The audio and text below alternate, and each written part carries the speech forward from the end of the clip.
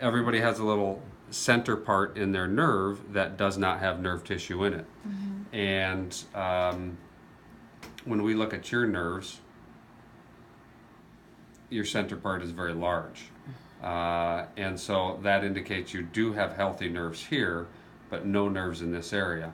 So one of two things is probably going on. One, you were born like this, and all of the tissue outside of here has been lost or damaged or destroyed, and that's the disease glaucoma when that occurs.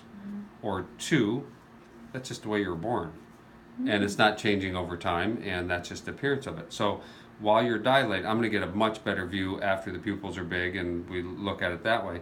And while we're dilating, there's actually a scan that I can do that will measure the volume of the tissue in the outside part, and that can compare that, and that's what I'll give you a copy of.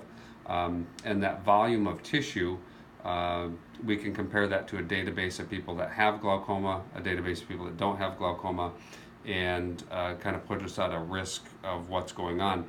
The other thing that'll be nice about it is that it's a repeatable test, meaning that I could run that test in 6 months or a year or 10 years, and I can see, is that nerve fiber tissue the same thickness or has it changed? Has it atrophied? Is it truly glaucoma, or is it just the way you were born?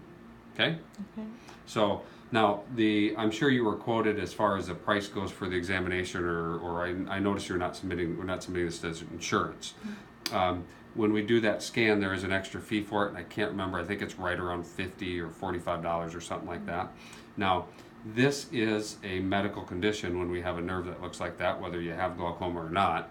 And it is something that we could submit your examination and that scan to your medical insurance if you want us to. If you'd prefer just to pay cash and get a discount when you do it, you certainly can do that, whichever you prefer. Well,